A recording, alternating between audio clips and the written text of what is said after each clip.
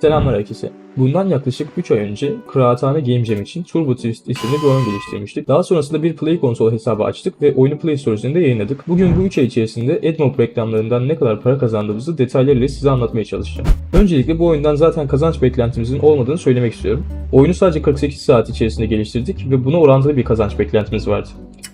Yani aslında pek bir kazanç beklentimiz yoktu. Bu yüzden oyun için herhangi bir pazarlama yapmadık. Herhangi bir yerde reklam yapmadık oyun için. Sadece oyun yayınladıktan sonra çevremizdeki kişilerle paylaştık ve bu sayede de yaklaşık 30 indirme falan aldık. Oyundan ne kadar para kazandığımızı göstermeden önce size yeni bir haberim var. Dev Jam 1 için 72 saat içerisinde geliştirdiğimiz Mindbenders Odyssey isimli o platform bulmaca oyunumuzu da yakında Play Store üzerinde yayınlamayı planlıyoruz. YouTube veya Instagram üzerinde takipte kalarak yeni yayınlayacağımız oyunlardan haberdar olabilirsiniz. Lafı dolandırmadan ne kadar para kazandığımızı göstereyim. Ekranda da gördüğünüz gibi bugüne kadar yaklaşık 9 TL kazandık.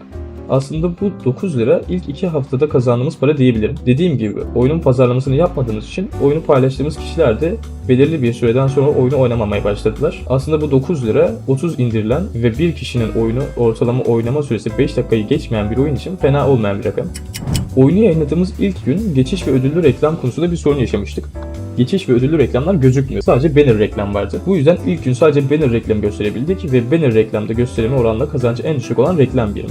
Ondan sonraki gün ödüllü reklam ve geçiş reklamı konusunda yaşadığımız sorunu düzelttim. Ancak bu da ilk günkü kadar para kazanmamıza yardımcı olmadı. İlk gün oyunu oynayan birçok kişi ikinci gün oyunun yüzüne bile bakmadı muhtemelen. Ayrıca geçiş reklamları oyuncuyu oyundan bıktırıyordu. Sürekli ölmek üzerine kurgulanmış bir oyunda her öldüğümüzde reklam çıkması oyuncuları bıktırıyordu ve bu da oyunu silmelerine neden oldu. Yani aslında geçiş reklamlarıyla ilgili yaşadığımız sorunu düzeltmem oyun için pek faydalı olmadı. Bunun yanı sıra oyuncuyu ödüllü reklam izlemeye teşvik edecek iyi bir ödül de vermiyorduk oyuncuya. Turbo Coin olarak adlandırmıştık oyun içi parayı ve bu parayla sadece oyundaki karakter tasarımını değiştiren basit bir mağazada alışveriş yapabiliyordunuz.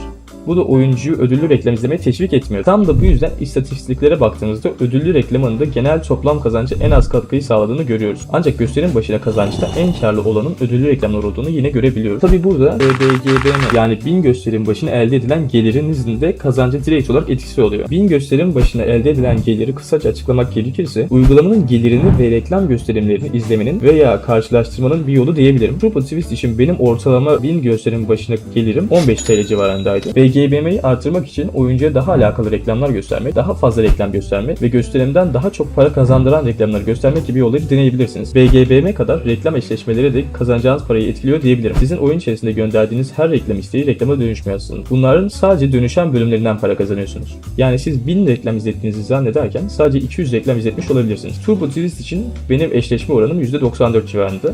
Ancak yine dönem içerisinde %80'e düşmüş gözüküyor. Yani aslında burada bir deney yaptığımızı düşünürsek ve ben buradaki denek olursam bu deneyden çıkartacağımız sonuçlar şunlar. 1.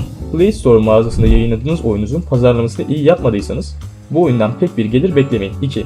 Oyununuzun reklam optimizasyonunu olabildiğince iyi yapın ve reklam sıklığını ölçülü bir şekilde belirleyin. Az reklam çıkması az kazanmanıza, fazla reklam çıkması ise oyuncunun bunalmasına neden olabilir. 3.